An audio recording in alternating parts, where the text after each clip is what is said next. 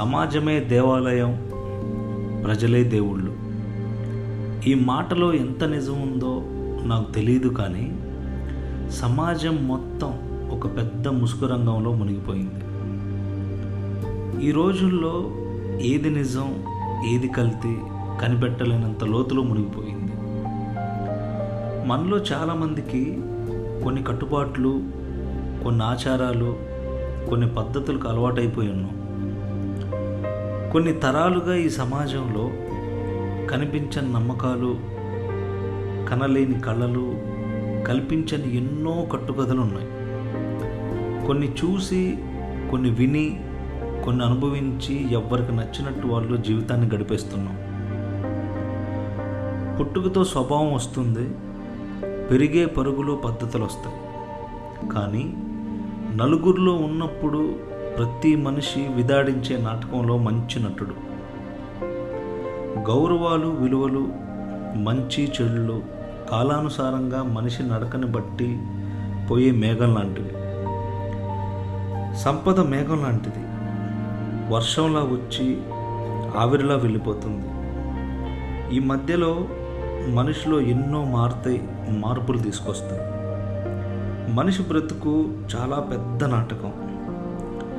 సత్రంలో ముఖానికి రంగుదిద్ది కాని కథని కాలక్షేపానికి కూర్చోబెట్టి చెప్పేది కాదు. ఈ సమాజం అర్థం లేని ఎన్నో విషయాలకి అర్థాన్ని వెతుకుతుంది. ఎలాంటి భేదాలు లేని బంధాలని భూతద్దంలో చూసి మరీ బూతును అంటు కట్టేస్తుంది. ఈ రోజుల్లో సమాజానికి ఏమీ నేర్పలేము.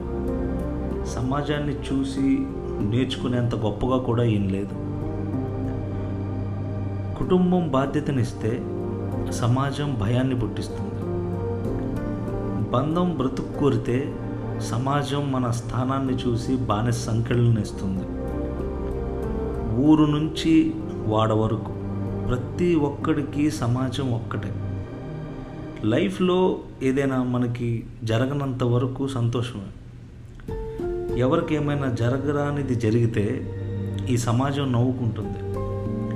కొన్నిసార్లు బాధపడుతుంది, కొన్నిసార్లు సహాయం చేస్తుంది, కొన్నిసార్లు చూసి చూడనట్టు ఉంటుంది. ఇక్కడ అందరికీ మంచి జరగాలి, ఎవరికి నచ్చినట్టు వాళ్ళు బ్రతకాలి.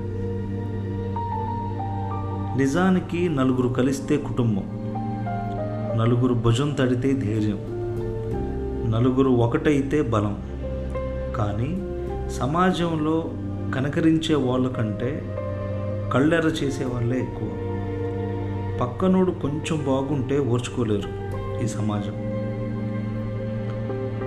గుడిలో దేవుడికి చెవులు ఉంటే ఈ మనుషులు అడిగే కోరికలకి, కలలకి హద్దులు ఉండేవి కావు. ఒక నిజం ఏంటంటే, సమాజంలో జరిగే ఎలాంటి ఘోరమైనా 4 రోజులు మాట్లాడుకొని 5వ రోజు అందరూ మర్చిపోతారు. ఈ ప్రపంచానికి, సమాజానికి నువ్వు పనికిరావు అని తెలిస్తే నువ్వు బ్రతికున్న శవంతో సమానం. నీతో పనున్నంత వరకు సమాజం నీకు గౌరవిస్తుంది, నీతో మంచిగా మాట్లాడుతుంది, నవ్వుతుంది. ఎప్పుడైతే అవసరాలు తీరిపోతాయో నిన్ను పట్టించుకోవడం మానేస్తారు. ఇదే సిద్ధాంతం మనం వాడే వస్తువులకి, జంతువులకు కూడా వర్తిస్తుంది. ఒక మనిషిలో ఎవరైనా తెలియనితనంలో మంచిని వెతికి, నిజం తెలిసాక లోపాన్ని వెతికే సమాజం ఇది. ఈ మొత్తం సమాజంలో ఏ మనిషికి, ఏ మనిషిలో మంచి చెడుని తూకం వేసే అధికారం లేదు. జీవితం అందరికీ ఎవరికి నచ్చిన అధికారం వాళ్ళకి ఇస్తుంది. అధికారంలో స్వేచ్ఛ లేనప్పుడు తప్పొప్పులు నేర్చుకుంటారు. ఒక మనిషి గుణానికి ఎలాంటి గుర్తులు లేవు. ఎండ్ ఆఫ్ ద డే ఈ ప్రపంచానికి ఎప్పటికీ నువ్వు ఒంటరివే. సమాజాన్ని సమస్యగా భావించొద్దు, సమాజాన్ని అసలు పట్టించుకోవద్దు.